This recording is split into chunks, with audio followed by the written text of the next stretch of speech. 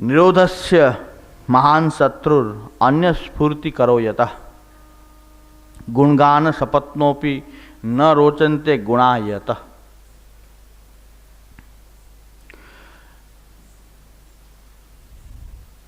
નિરોધ આપણું જે કહે છે કે ભક્તિ નિરોધાવસ્થાપન્ન બને, નિતરામ રોધ ભગવાનની અંદર ચિત્તનું અટકી જવું નિરોધ. ચિત્તનું નિરોધ થવામાં અન્ય સ્ફૂર્તિ કરો, કારણ કે અન્યનું વિસ્મરણ છે. પ્રપંચ વિસ્મૃતિ પૂર્વક દ્રઢ ભગવદા શક્તિ અહીં નિરોધ છે. તો અન્ય સ્ફૂર્તિ કરો યત, કામ તો અન્ય સ્ફૂર્તિ કરાવે છે, ભગવાનમાંથી ચિત્ત અન્ય ભટકાવે છે ને. કામને કારણે તો આપણું ચિત્ત ભગવાનમાંથી ભટકે છે. તો આપણું જે નિરોધ જે આપણી સ્વરૂપ જે છે ભક્તિનું, ત્યાં સુધી પહોંચી શકાતું નથી. અને નિરોધ સિદ્ધ થવામાં સાધન શું છે? ગુણગાન. પણ ગુણગાન શપથનોપી ન રોચંતે ગુણાયત. પણ કામ અને ભગવાનના ગુણગાન જે છે પરસ્પર એ શપથની જેવા છે, શૌક્ય જેવા છે, એકબીજાને ભળે જ નહીં ક્યારે.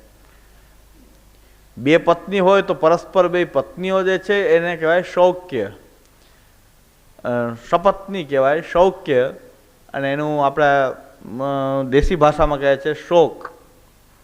બે પત્ની જેને હોય તો એને બે પત્નીઓને કોઈ દી ભળે નહીં, બે પરસ્પર એકબીજાની વિરોધી. એટલે એમ કહેવત થઈ છે કે બે પત્ની હોય ભૂખો રહે.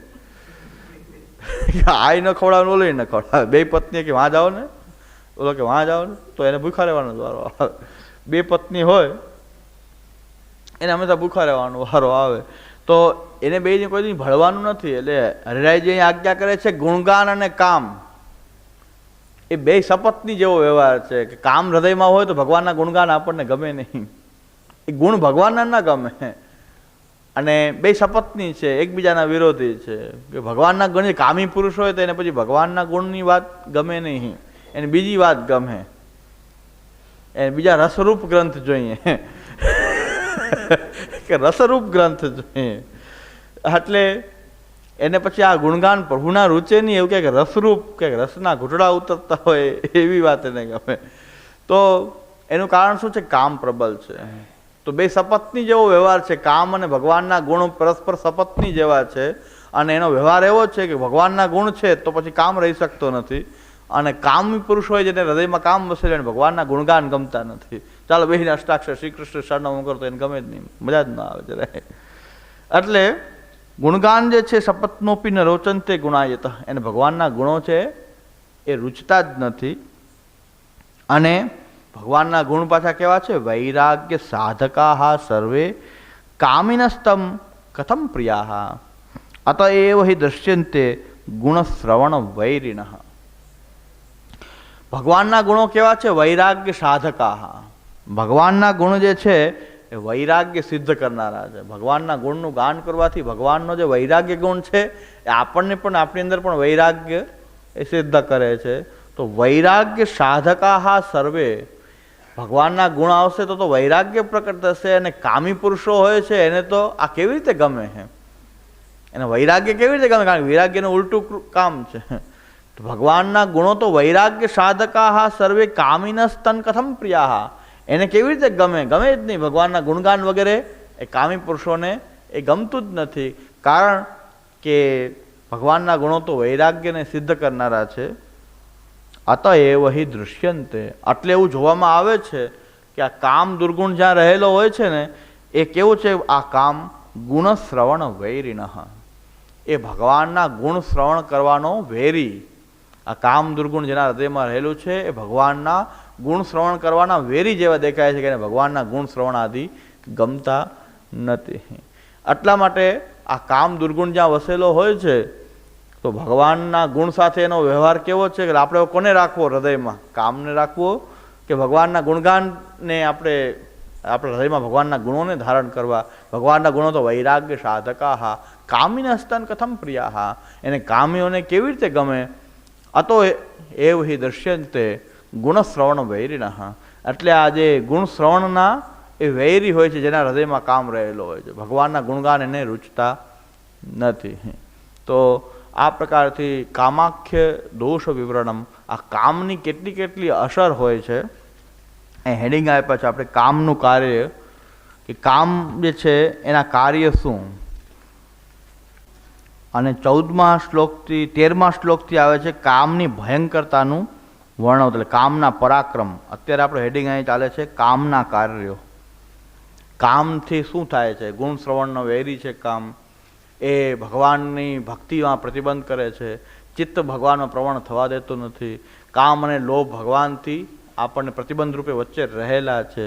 અત્યારે આ કામના કાર્ય આ છે કે કામ હૃદયમાં હશે તો સંસાર આસક્તિ પ્રબળ થશે, ભગવાનથી વિમુખ કરશે, ઇન્દ્રિયો ભગવાનની સન્મુખ થાય એટલે ભગવાનથી એ વિમુખ રહે. આ બધા કામના કાર્ય છે. કામ અંદર રહીને આ કાર્યો કરાવે છે, સંસાર આસક્તિ પ્રબળ બનાવે છે, ભગવાનથી વિમુખ રાખે છે, ભગવાનના ગુણ શ્રવણ કરવામાં પ્રીતિ થવા દેતો નથી કામ. તો ભગવાનના ગુણ શ્રવણ કરવાનો પણ એ વેરી છે. અને ગુણ શ્રવણ ન થાય એનાથી નિરોધ પણ સિદ્ધ ન થાય, તો નિરોધરૂપ આપણી ભક્તિ જે છે એ નિરોધમાં પરિણમતી નથી. તો આ કામના બધા કાર્યો છે.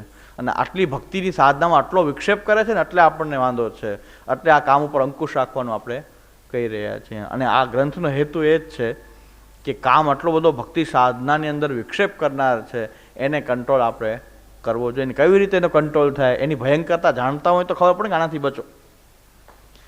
આગળ લાલ સાઇન આપે છે ને, ડેન્જરની સાઇન, આ ભયાનકતા રહેલી છે આની, તો આનાથી ચેતવું જોઈએ. આપણી અંદર વૃત્તિ પ્રબળ થતી હોય તો આપણે પણ એના ઉપર કંટ્રોલ રાખવાનો, આપણને ખબર પડે કંઈક આપણો ખોટે રસ્તે જઈ રહ્યા છે, ડેન્જર સાઇન આવી રહી છે, લાલ સાઇન થઈ રહી છે, કે બહુ આ ભયંકરતાનું ભયસૂચક ચિહ્ન છે. તો શ્રી હરિરાયજીની એટલી બધી કૃપા કે પાછળથી પણ જીવો આ રીતે એને માર્ગદર્શન મળે એટલા માટે આચાર્યોએ પરિશ્રમ કર્યો છે. અને આ માર્ગના બે સ્તંભરૂપ છે શ્રી હરિરાયજી અને શ્રી પુરુષોત્તમજી, કે કોઈ પણ પ્રકારથી માર્ગની અંદર વિકૃતિ આવે એને આપ રોકવાનો આપ સદૈવ પ્રયત્ન કર્યો છે. અને આ ગ્રંથ લખીને પાછળથી પણ એને માર્ગદર્શન પ્રાપ્ત થાય. આ ગ્રંથો ખોલવામાં આવતા નથી, ગ્રંથોમાં બધું લખેલું છે પણ ખોલવામાં આવતા નથી. આવી કોઈ ચર્ચા થતી નથી, નથી મનોરથોમાં થતી, ના ગોસ્વામી બાલક પાસે થતી. બસ બધા એ રાસ કીર્તન, ખાવું પીવું અને પ્રવચનમાં પણ પ્રવચન ચીલા ચાલુ પ્રકારથી એ વૈષ્ણવ આમ કરવું જોઈએ, તમારે આમ કરવું જોઈએ, તમારે આમ કરવું, પણ તમારે શું કરવું જોઈએ એ પ્રવચન એ પ્રકારનું કરવાનું, તમે વૈષ્ણવે આમ કરવું જોઈએ, આમ કરવું જોઈએ, આમ કરવું જોઈએ, નિત્ય ભગવત સેવા કરવી જોઈએ, તો તમારે ના કરવી જોઈએ ભગવત સેવા. આવા નિષ્ઠાવિહીન પ્રવચનો થતા હોય તો આવી નિષ્ઠાવિહીન કે જેમાં કોઈ એ 15-20 મિનિટ ખાલી શોભા, એ સભા છે તો એને કાંઈક સભામાં કંઈક બોલવું તો કંઈક બોલી દેવું એમ. પણ ગ્રંથો લેવા, ગ્રંથોને ખોલવા, ગ્રંથોની ચર્ચા થવી, કોઈ આની ચર્ચા પણ કરી શકે છે, પ્રશ્નો પૂછી શકે છે, માઇક પણ રાખ્યું છે, માઇક રાખીને પણ કંઈક હોય તો પૂછી શકાય, ચર્ચા કરી શકાય. અને જ્યાં સુધી હું તો છૂટ આપું છું કે તમે મારી કંઈ ભૂલ હોય તમે એ પણ જણાવી શકો. બીજું કે તમે કાંઈ ખોટું અર્થઘટન થતું હોય તો એને સુધારી શકો, એ પણ છૂટ છે. તમને કંઈક મનમાં રોષ હોય તો એ પણ પ્રકટ કરી શકો. મેં કીધું બોલતા હો તમે ગાળો દો તો એ છૂટ છે કે એ સાંભળી લેશું એક વખત, પણ કંઈક સિદ્ધાંતની વાત જો તમે કહેતા હો તો ગાળો દેવાની પણ છૂટ છે. પણ પાછળથી બધી ધૂંધવાટ થયા કરે છે, શિબિર પૂરી થયા પછી આમ બોલી ગયા ને તેમ બોલી ગયા ને આમ થોડું બોલાય ને આમ થોડું બોલાય, એના કરતાં અહીંયા આવીને કહી દેવું છે. આપણે સ્વીકારે છે, તમને આમંત્રણ છે, સાદર આમંત્રિત છો કે તમે તમારી વાત કહો, સાંભળવામાં આવશે, બીજું તો કાંઈ. અને કદાચ ગુસ્સો આવી જાય મને, કદાચ તમારે તરત જ કહી દેવાનું કે હે આપણે પુષ્ટિ મહાગમાં તમે કહેતા હતા કે વિવેક, ધૈર્ય, આશ્રય, તમે કેમ ચૂકી ગયા, તરત મારો ક્રોધે શાંત થઈ જાય. કદાચ ક્રોધ આવી જાય એવું બને, જીવ સ્વભાવ છે, તો તરત એને કંટ્રોલે કરી શકાય કે તમે વિવેક ધૈર્યાશ્રયની વાત કરનાર કેમ ચૂકી ગયા. તો તરત આપણે એકબીજાને કંટ્રોલ કરવાનું છે. પુષ્ટિ મહાગમાં ગુરુની એ શિષ્ય જે છે એ ગુરુ કે સિદ્ધાંતથી આડાવાળા રસ્તે જતા હોય તો શિષ્ય જે છે એને રોકે છે. આવું થતું આવ્યું છે પહેલેથી.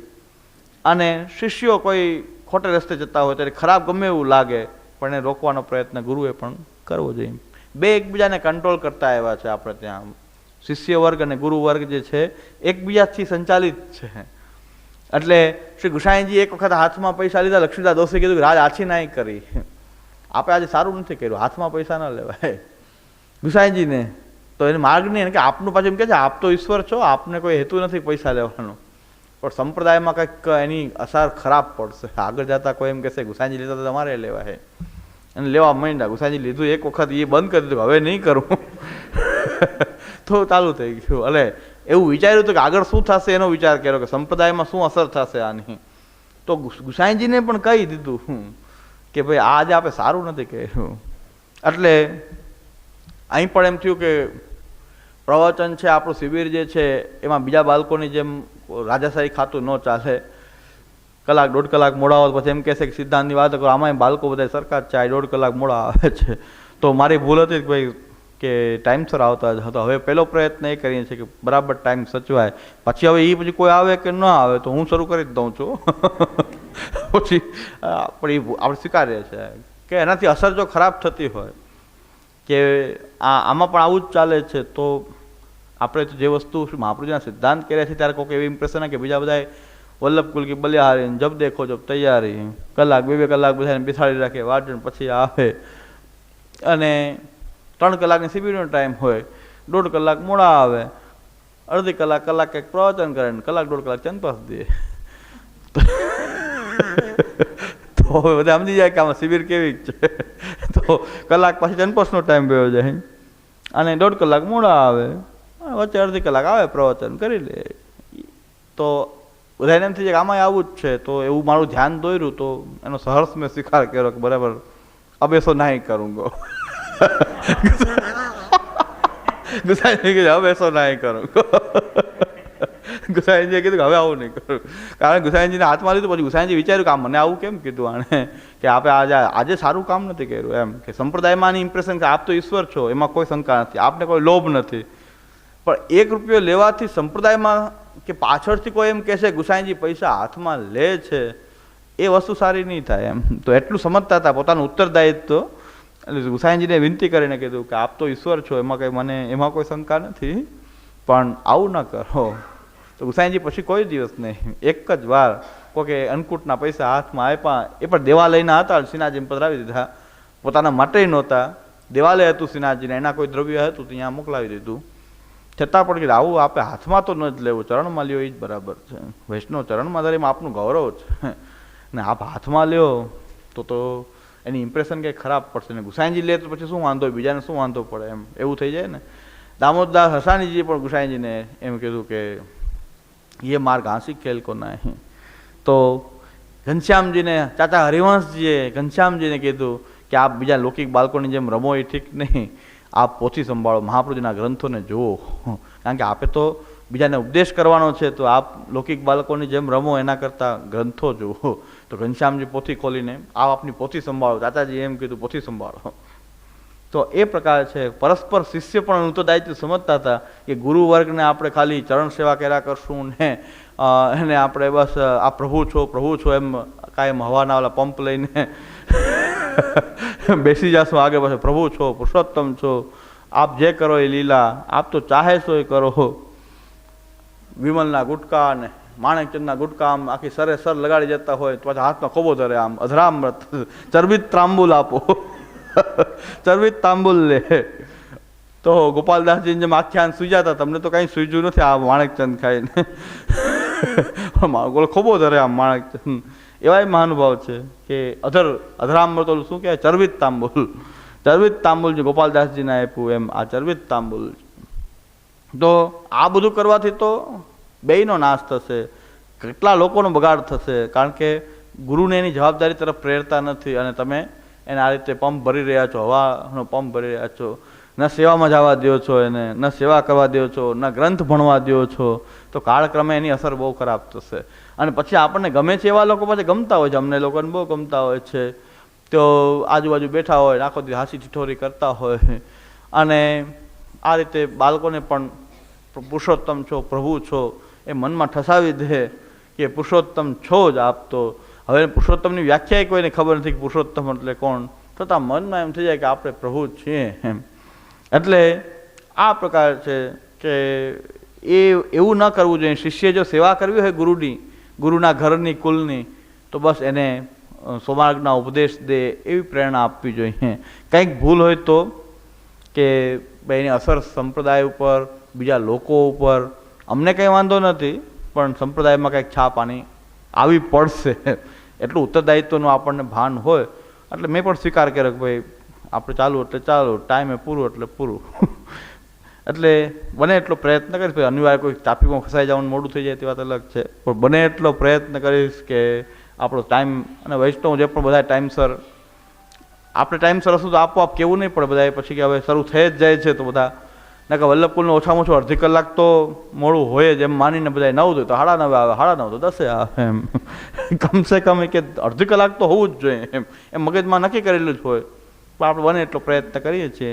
એમ કહી ન શકાય પાછું કે પણ પ્રયત્ન તો કરવો જોઈએ કે આ જાળવવા માટે પ્રયત્ન કરીએ. તો આ રીતે આપણે બે ટાઈમ અલગ અલગ ગ્રંથ જે આપણો જે શૃંખલા ચાલુ છે એમ આપણે અભ્યાસ કરતા રહીશું. દ્રઢઈન ચરણનું